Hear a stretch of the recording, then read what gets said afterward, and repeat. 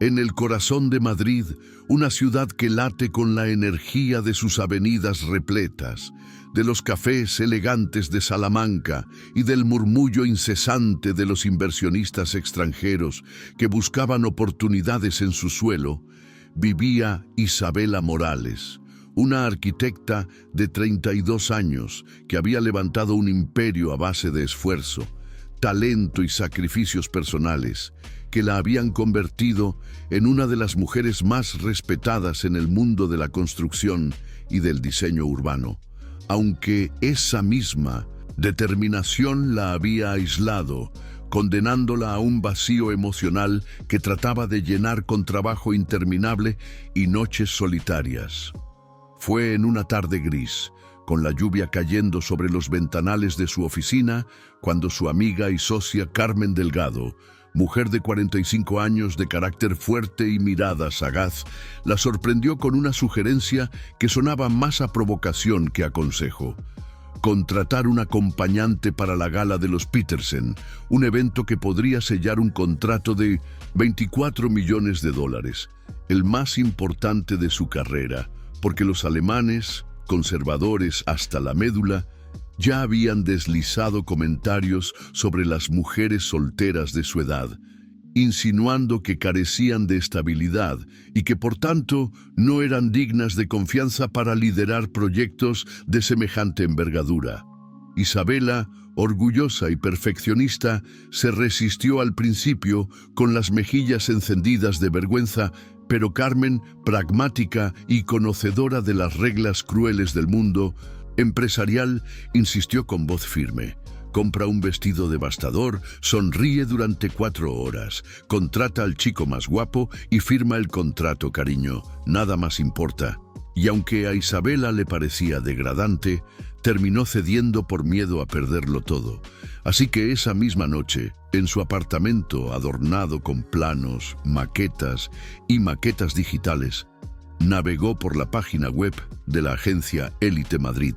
quedando boquiabierta al ver rostros de hombres que parecían salidos de revistas internacionales, abogados, doctores, empresarios, artistas, todos ofreciendo compañía sofisticada. Y fue entonces cuando sus ojos se detuvieron en Sebastián, un hombre de mirada verde intensa, cabello castaño perfectamente cuidado y biografía impecable, que hablaba de estudios en administración hotelera, dominio de 4 idiomas y experiencia en eventos corporativos, tan perfecto que parecía un espejismo, pero que de alguna manera la atrajo al punto de cerrar el portátil con el corazón desbocado, como si hubiera cometido un pecado. Lo que ella ignoraba era que detrás de esa fachada no estaba un simple acompañante, sino Mateo Castellanos, heredero de un imperio hotelero valorado en más de $1.000 millones. Un hombre que había crecido bajo la sombra de un padre dominante, Ricardo Castellanos, que había construido hoteles Emperador con mano férrea y esperaba que su único hijo siguiera obediente cada paso trazado, incluyendo un matrimonio arreglado con Victoria Mendoza, hija de un socio influyente, y que al sentirse atrapado, Mateo había decidido rebelarse, aprovechando un malentendido con la agencia para desempeñar el papel de acompañante, una máscara que le permitía, por primera vez, escapar de las cadenas familiares y observar el mundo con otros ojos. Así, la noche de la gala en el Hotel Emperador, Isabela apareció con un vestido rojo que parecía incendiar los reflejos del mármol del lobby, los tacones resonando como tambores de guerra, nerviosa hasta el extremo, y él llegó con un smoking impecable, presentándose como Sebastián, extendiendo una mano firme que al rozar la suya provocó una descarga eléctrica que ella no pudo ignorar, y en cuestión de segundos la tensión dio paso a una complicidad extraña cuando Mateo, con una seguridad imposible de fingir, saludó a la señora Petersen en perfecto alemán y habló de sostenibilidad urbana citando a la Bauhaus, sorprendiendo a Isabela, que apenas podía sostener la copa de champán sin derramarla. Durante horas fingieron ser una pareja, pero las miradas prolongadas y los roces sutiles convertían la mentira en algo inquietantemente real. Y cuando bailaron un tango lento, él le confesó que su madre había muerto de cáncer hacía 5 años y que ella le había enseñado a bailar porque un hombre que no sabía hacerlo tampoco sabía tratar a una mujer, confesión que derrumbó la fachada de acompañante y mostró a un hombre herido, auténtico, capaz de despertar en Isabela un sentimiento de conexión profunda que no recordaba haber sentido jamás. Más tarde, en la terraza iluminada por Madrid como un océano de luces doradas, compartieron champán y confidencias. Estuvieron a punto de besarse hasta que el teléfono de Carmen interrumpió el momento, devolviendo a Isabela a la fría realidad de que aquello era un contrato y él un acompañante, y aún así no pudo evitar marcharse con el alma estremecida. Los días siguientes fueron un tormento. El contrato fue firmado con un anticipo de $8 millones que aseguraba su triunfo profesional, pero la voz de él, sus ojos, su sonrisa la perseguían hasta en sueños, hasta que un mensaje inesperado de ese la invitó a un almuerzo sin agendas, solo ellos, y aunque sabía que debía rechazarlo, terminó cediendo, encontrándose con él en un café donde la charla fluyó con naturalidad, como si fueran viejos amigos, compartiendo pasiones, hablando de arquitectura, de fotografía, de sueños, de pérdidas, y cada cita posterior, un paseo por el Retiro, una visita a un museo, una cena improvisada, fue tejiendo un lazo cada vez más fuerte que cruzaba peligrosamente la línea de lo profesional, hasta que una tarde en el Palacio de Cristal, bajo un sol que iluminaba sus rostros a través del vidrio, Mateo, incapaz de seguir fingiendo, le confesó que se estaba enamorando, y ella, temblando, admitió que sentía lo mismo, sellando sus labios en un beso desesperado que fue capturado por un fotógrafo enviado por Ricardo Castellanos, quien desconfiaba de las actividades de su hijo. Esa fotografía se convertiría en un arma de chantaje, pero antes de que Isabela lo supiera, descubrió por accidente en su bolso la tarjeta ejecutiva que lo delataba como Mateo Castellanos, vicepresidente de Hoteles Emperador, heredero multimillonario, y la furia la arrasó como un huracán, sintiéndose utilizada, estúpida, engañada, recordando cada mirada, cada palabra, cada promesa como parte de un teatro cruel. Así que cuando él llamó para invitarla a cenar, respondió con hielo en la voz: Mateo Castellanos, todo fue una mentira. Y aunque él intentó explicarse, rogando que lo escuchara, asegurando que lo que sentía era real, ella colgó, bloqueó su número y juró no volver a verlo jamás. Devastado, Mateo buscó consuelo en su padre, pero lo que encontró fue una orden implacable: casarse con Victoria Mendoza o renunciar a su herencia, y fue entonces cuando, por primera vez en su vida, decidió elegir por sí mismo, arrojando por la borda toda la fortuna, todos los privilegios, todo lo que conocía, para iniciar desde cero una empresa llamada Castellanos Desarrollos Sostenibles, vendiendo su penthouse, su Porsche y obras de arte para reunir capital, enfrentando humillaciones, noches de insomnio y pérdidas económicas, pero sintiéndose más libre que nunca. Mientras tanto, Isabela intentaba ahogar el dolor en trabajo, diseñando proyectos de viviendas sociales, pero su mente volvía una y otra vez a los ojos verdes de aquel hombre que la había hecho sentir viva. Aunque lo odiara por mentirle, 4 meses después, el destino, caprichoso, los reunió en una licitación del Ayuntamiento de Madrid para el Centro Cultural de las Letras. Y aunque ambos presentaron propuestas brillantes, el comité decidió que debían colaborar como socios, porque sus ideas se complementaban, decisión que cayó sobre Isabela como una sentencia cruel. obligándola a trabajar codo a codo con el hombre que había jurado borrar de su vida. Y así comenzaron semanas de tensión insoportable en una oficina compartida, donde las discusiones técnicas se mezclaban con silencios cargados, donde cada roce accidental era un recordatorio de lo que habían perdido, hasta que una noche de trabajo tardío, Mateo apareció con 2 cafés y le confesó con la voz rota que había renunciado a todo porque en 3 semanas con ella había vivido más auténticamente que en 3 décadas. Y aunque ella quiso mantenerse firme, la vulnerabilidad de sus ojos la desarmó. Poco a poco, entre planos y presentaciones, entre discusiones encendidas y silencios compartidos, las defensas de Isabela comenzaron a quebrarse, hasta que tras el éxito de la presentación final ante el comité, celebraron en un bar, bebieron demasiado y entre lágrimas y confesiones, se rindieron al amor que aún los unía, con Isabela imponiendo una única condición, una oportunidad más, desde cero, sin mentiras, y si él fallaba, desaparecería de su vida para siempre, a lo que Mateo juró por la memoria de su madre que nunca volvería a engañarla. Un año después, el Centro Cultural de las Letras se inauguraba bajo un sol dorado de octubre, con Isabela y Mateo ya casados en secreto, portando alianzas sencillas que brillaban como símbolos de un amor nacido de una mentira, pero transformado en la verdad más poderosa de sus vidas, caminando entre funcionarios, familias y niños que llenaban los espacios que habían soñado juntos, orgullosos de haber creado no solo un edificio que respiraba con la comunidad, sino una vida en la que cada paso, cada palabra y cada mirada era auténtica. Y mientras cortaban la cinta inaugural tomados de la mano,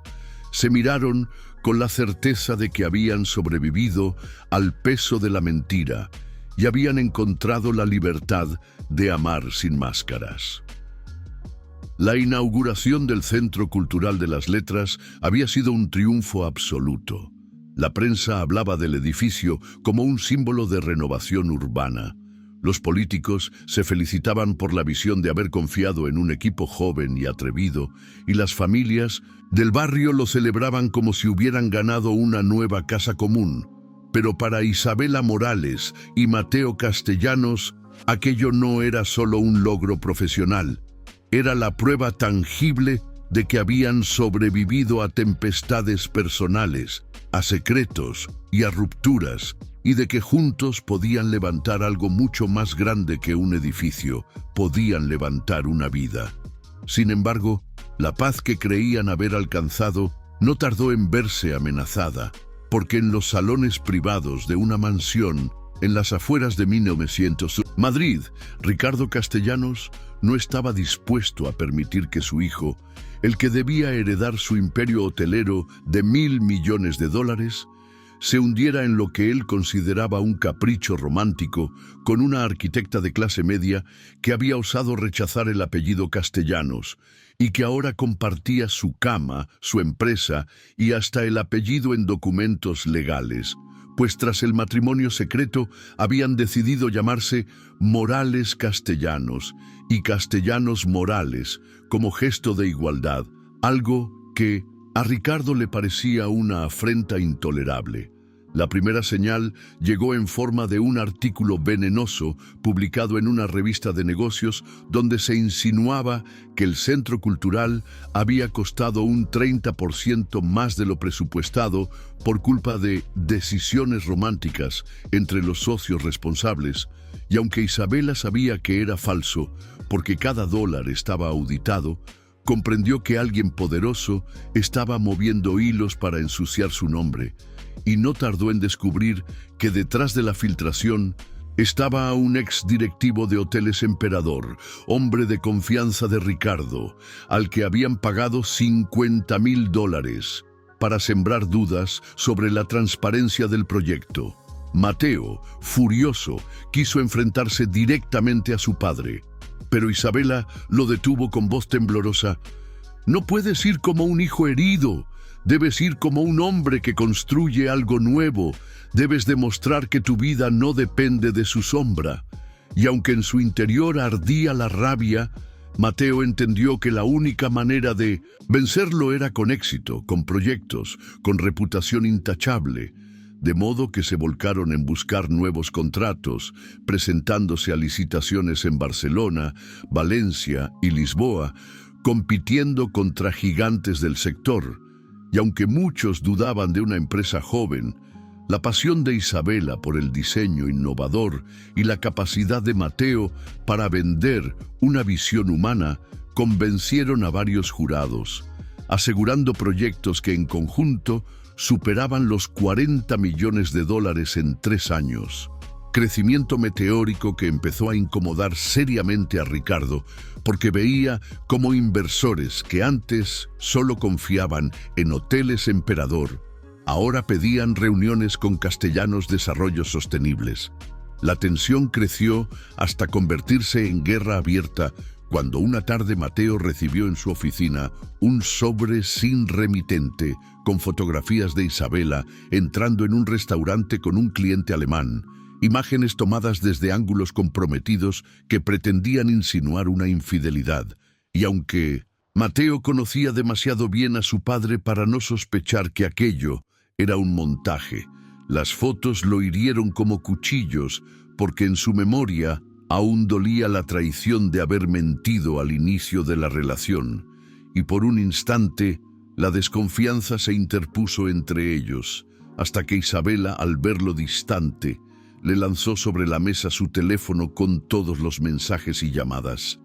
Si dudas de mí, una vez más por culpa de tu padre, entonces no has aprendido nada, Mateo. Y él, con lágrimas en los ojos, cayó de rodillas, reconociendo que la única mentira que había que combatir ahora era la del hombre que lo había criado. Fue así como decidieron enfrentarlo juntos, viajando hasta la mansión Castellanos en un coche modesto que contrastaba con los Mercedes alineados en la entrada, y allí, frente a Ricardo y a una decena de directivos, Isabela tomó la palabra con una seguridad que dejó a todos boquiabiertos, enumerando cifras, mostrando contratos y evidencias de que su empresa había generado en un año beneficios de más de 12 millones de dólares netos. Todo sin un solo escándalo de corrupción ni favores políticos, y concluyó con una frase que resonó en aquel salón cargado de retratos antiguos.